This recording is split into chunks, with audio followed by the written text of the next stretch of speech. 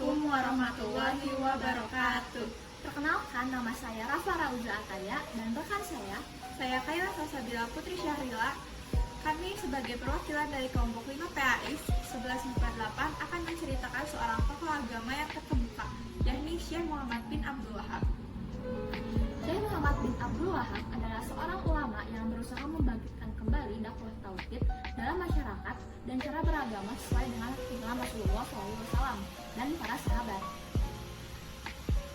Para pendukung gerakan ini menolak disebut Wahabi karena pada dasarnya ajaran Syekh Muhammad bin Abdul Wahab adalah ajaran Nabi Muhammad SAW, bukan ajaran tersendiri. Karenanya mereka lebih memilih untuk menyebut diri mereka sebagai Salafiyun atau mengikuti jejak generasi salaf, atau Muwahhidun yang berarti mengesahkan Allah. Pokok-pokok pemikiran Muhammad Abdul Wahab yaitu yang harus disembah hanyalah Allah Subhanahu wa Ta'ala, dan orang yang menyembah selain darinya telah dinyatakan sebagai musyrik. Kebanyakan orang Islam bukan lagi penganut paham tauhid yang sebenarnya karena mereka meminta pertolongan bukan kepada Allah, melainkan kepada syekh, wali, atau kekuatan gaib.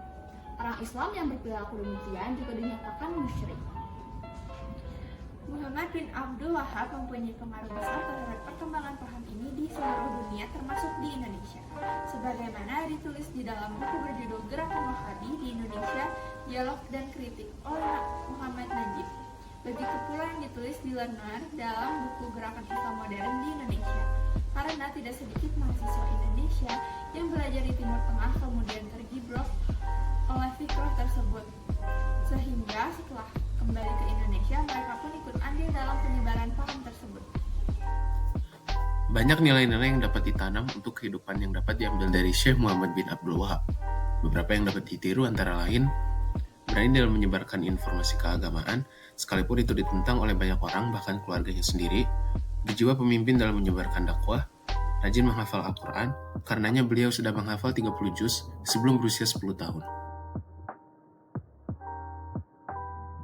Beberapa karya beliau yang telah dibukukan antara lain: nomor 1, Kitab Tauhid, Pemurnian Ibadah kepada Allah Ta'ala. Yang kedua, Usul Salasa. Yang ketiga, mengupas tuntas akar syirik dan membantah syubhat para pengusungnya.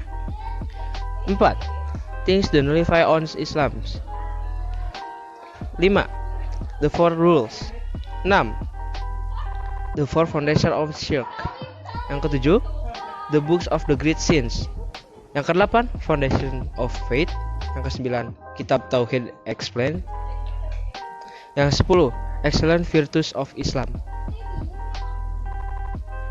Nah, selain Syekh Muhammad bin Abdul Wahab, ada lagi nih satu tokoh menarik yang bakal kita ceritain. Bener banget, selain beliau kita juga akan menceritakan Syekh Waliullah, seorang pembaharu Islam yang dilahirkan pada 4 Syawal 1114 Hijriah di Pulat, sebuah kota kecil di dekat Delhi, India.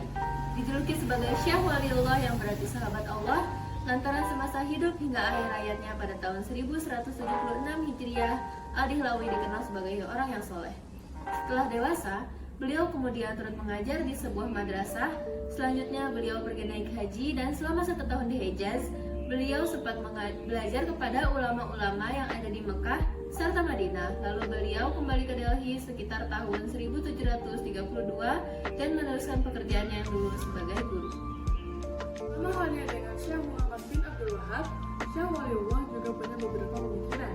Pemikiran pembaharuan teologi Islam Syekh Waliullah Ad-Dahlawi tidak hanya berfokus terhadap ajaran Islam tertentu belaka, tetapi bersifat komprehensif, baik terhadap aspek politik, pemahaman terhadap ajaran Islam, dan lainnya, serta menyuruh untuk kembali pada Al-Quran dan As-Sunnah dan mayoritas sahabat dan tabi'in. Aspek politik, ia mengajak kembali pada sistem Khulafaur Rasyidin, mendamaikan perbedaan paham yang ada pada mazhab, membersihkan kepercayaan dari non-Islam, iktidal disesuaikan dengan tuntunan zaman. Nah, dari pemikiran-pemikiran beliau tersebut tentu ada pengaruhnya.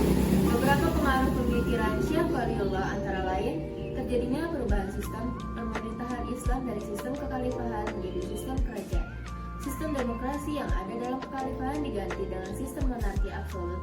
Perpecahan di kalangan umat Islam yang disebabkan oleh berbagai pertentangan aliran dalam Islam, adat istiadat dan ajaran bukan Islam yang masuk ke dalam keyakinan umat Islam.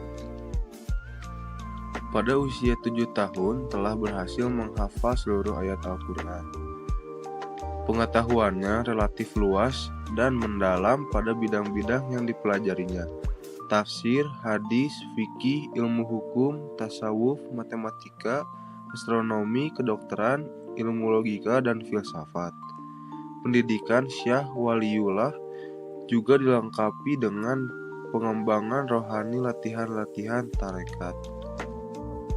Karya-karya dari Syah Waliullah antara lain The Profound Presidents of Allah, Izalatul Khafa'an Khilafatul Khulafa, Al-Insaf fi Bayan Ashab Al-Ikhtilaf, The Conclusive Argument from God, Syah Waliullah's Hujjat Allah Al-Balighan, Tarjamah Urdu Hujjatullah Al-Balighah, Sufism and the Islamic Tradition, Al-Fawz Al-Kabir fi Usul Al-Tafsir, Al-Qaul Al-Jamil fi Bayan Is-Sawa'i Al-Sabil, Fawz Al-Kabir fi Usul Al-Tafsir, The Secret Knowledge of the Higher Functions of the Mind.